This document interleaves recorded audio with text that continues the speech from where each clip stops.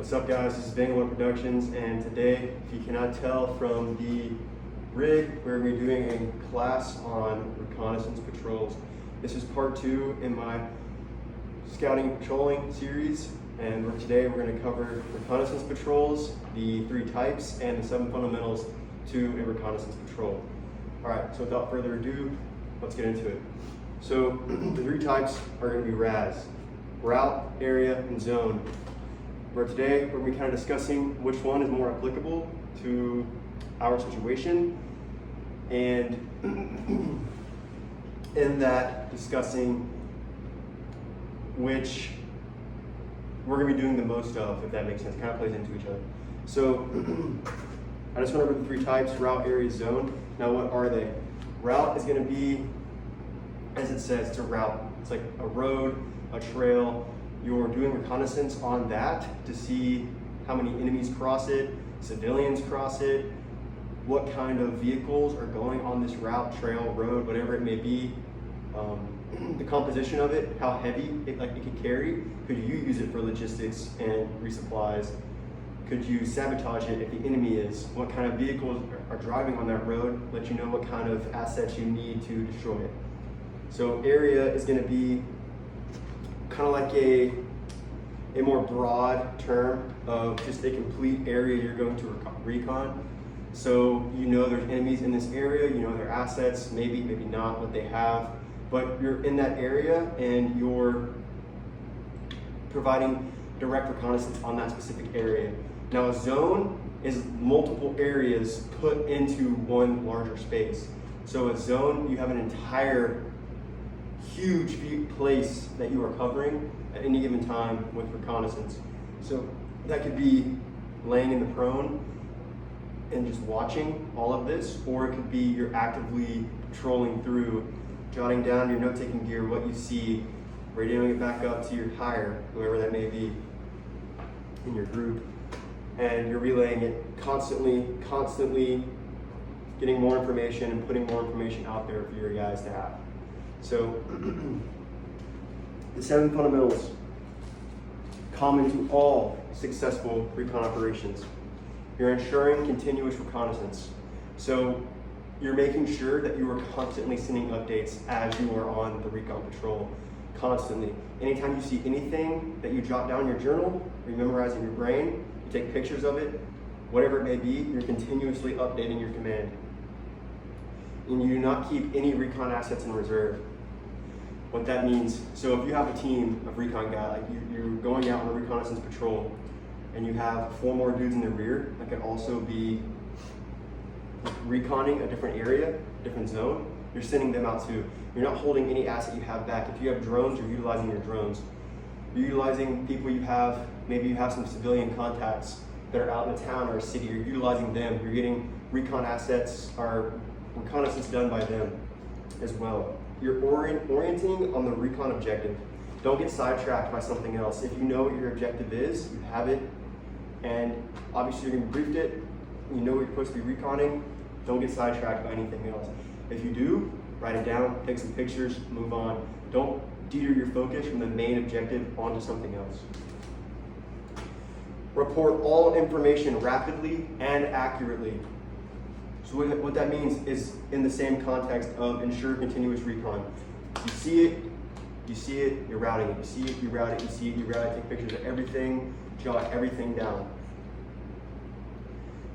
Retain freedom of maneuver. What does that mean?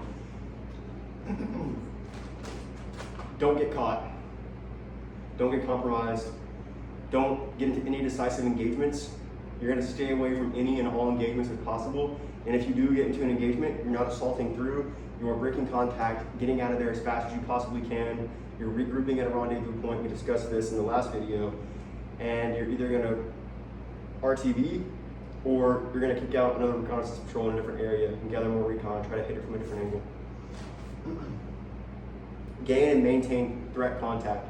So what does that mean? Does that mean assault through? Does that mean shoot them, get into a decisive engagement? No, what that means is once you see the enemy, your main objective from that point, if that is your recon objective, like an enemy encampment, machine gun position, whatever it may be, you're gonna sit there and watch them as long as you possibly can without them seeing you. You're not gonna shoot them, nothing. You're just gonna sit there and watch patiently and quietly and keep routing up whatever you see that they're doing. Think of kind of like their routine. We've talked about this before. Their routine, what are they doing currently? What is their daily routine? How many do they have on watch at a time? Do they do more watch in the evening, or do they do more watch throughout the day? Do they do any watch at night? What kind of assets are they using? Are they sending out reconnaissance drones? Are they sending out reconnaissance patrols? How many guys are manning the guns? How many guys are up, walking around, not concealed? This is the kind of stuff that you want to see and you want to gather intel on. What kind of weapons are they using? You got to get into that process and start thinking in that light.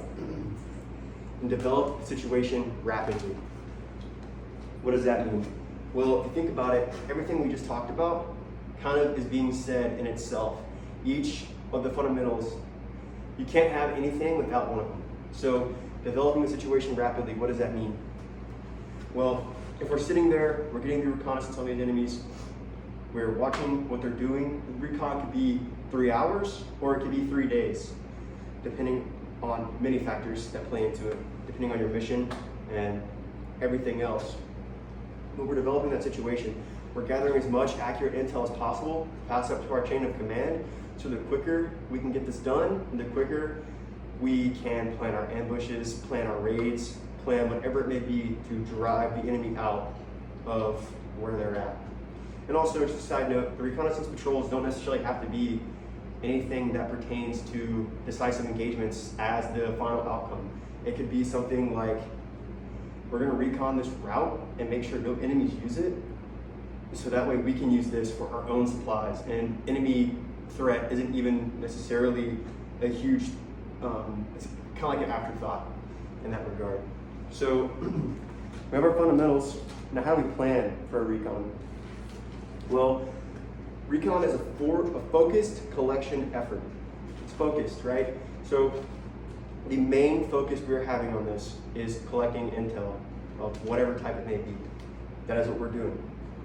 Recon is conducted before, during, and after an operation to provide valuable information to the unit leader.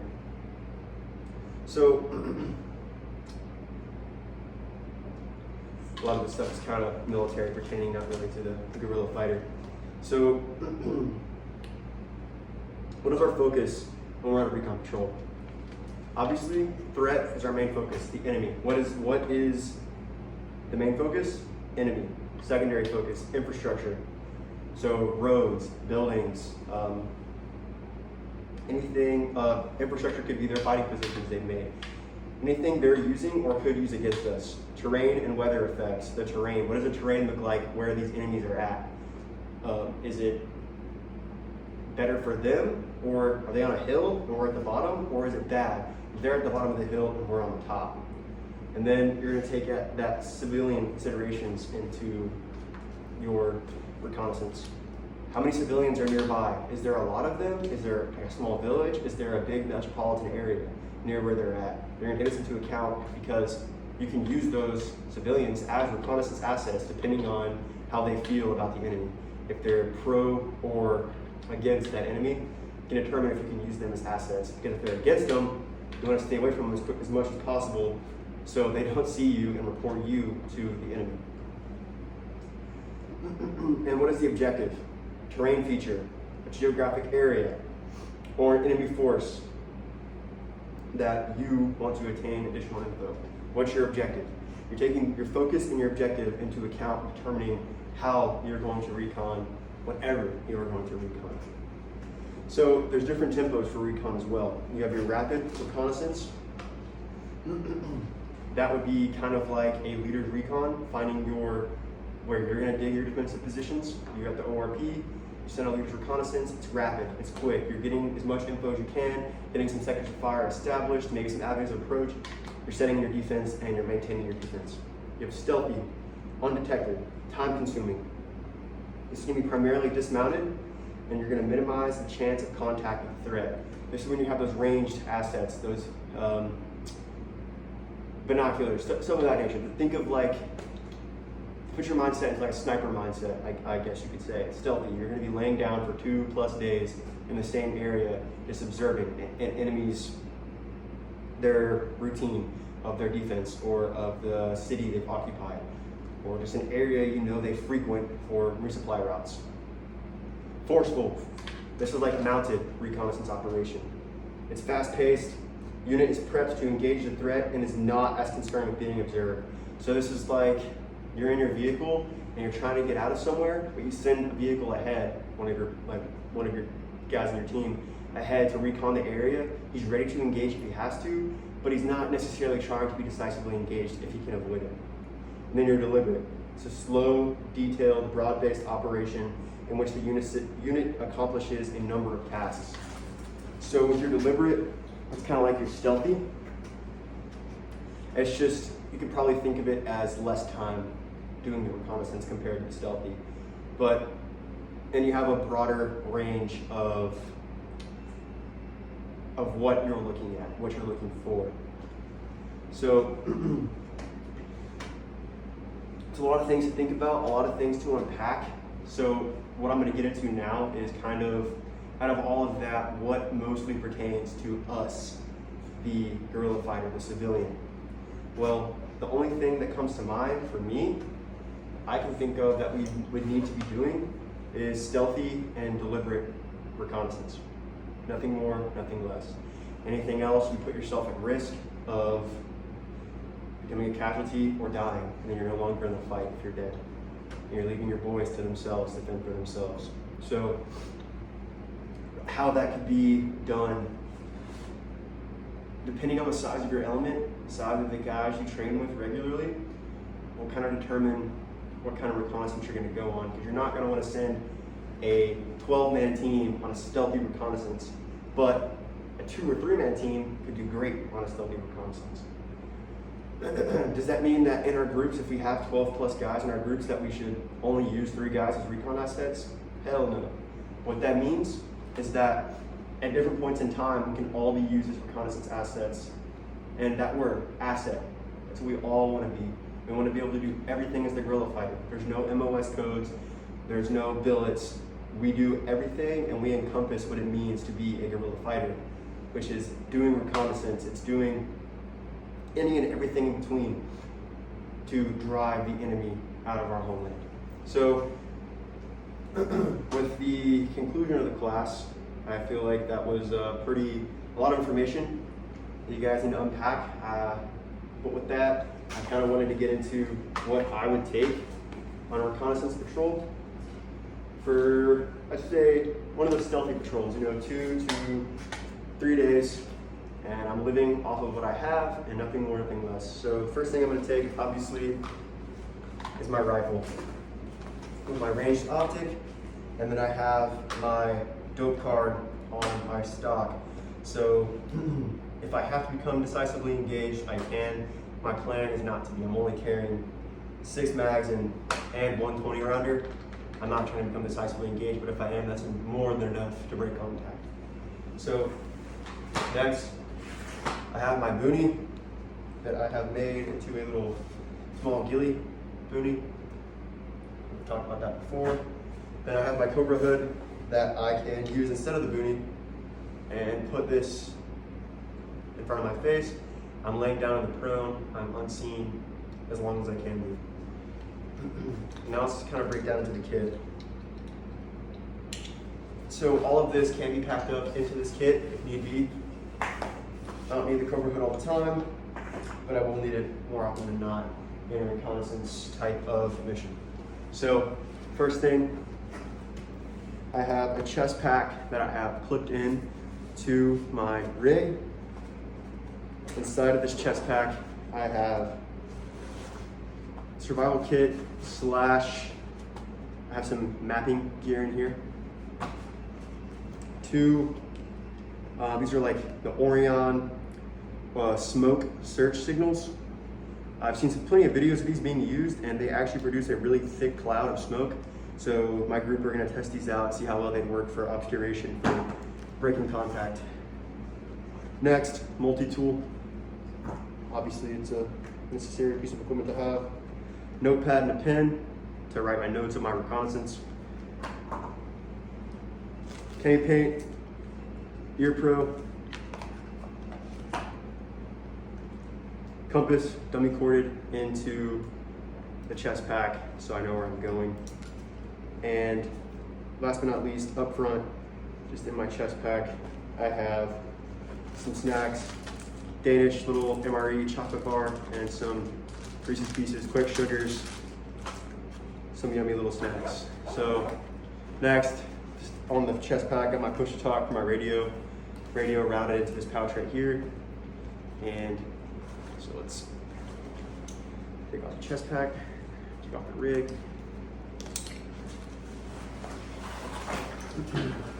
So starting on my left side, tourniquet, triple magazine pouch. Oh, you can't even see that.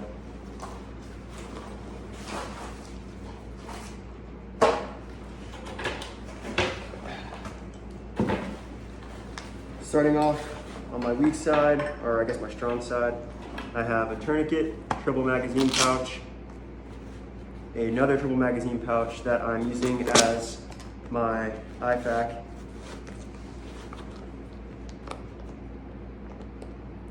and then for that, Nalgene. And then before I get into any further, as always, right cover of pocket is water purification. So if I have to ditch everything, I still can purify water. And I have a bag, a collection bag to collect water in to drink out of. So then to the back, on top, got a poncho to sleep with if I get to sleep and protect myself from the rain, and can be used in conjunction with a thermal blanket to minimize thermal signature. In the butt pack, what do we got? Socks, spare radio battery, and then in this one, I just have a light wool base layer in case it gets chilly at nighttime. Then for chow, I got 3 days of chow in this MRE. Nothing crazy. I have 3 main meals in here, which is not what people would normally say is enough for 2 to 3 days. But I have so much snacks, peanut butter packets, cheese packets, just a plethora of like carbohydrates in here, and lots of drink mixes. I can keep myself going, especially in a reconnaissance patrol. I'm still the entire time, most likely. I'm laying down in the prone. I'm not exerting too much energy.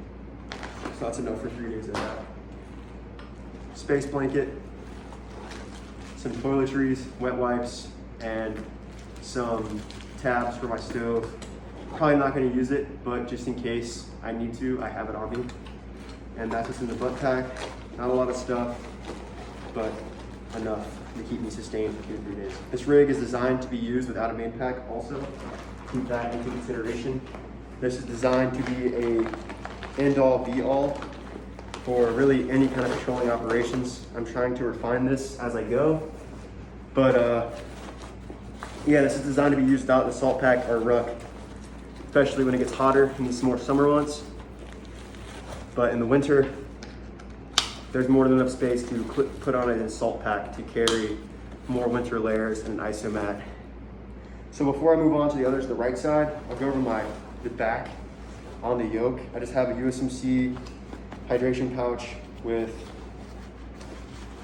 solar panel and portable. This is important to keep your radio charged, and to, if you are using any other electric rechargeable asset for reconnaissance, to keep that charged as well. Keep your radios constantly on so you can send traffic. You're going to need to keep it charged. And then also anything else that you might have that could be rechargeable, thermal optics, night vision, depending. So to the right side, weak side, canteen with a nesting cup, same situation as the left, mirrored it. Radio, and then at the bottom of the radio is that same orange emergency bivy sack, mirrored, 3 more magazines, and another tourniquet. So then on my person, I have my water purification, headlamp, gloves, and then my gaiters to prevent bugs and other unwanted critters from getting inside of my boots.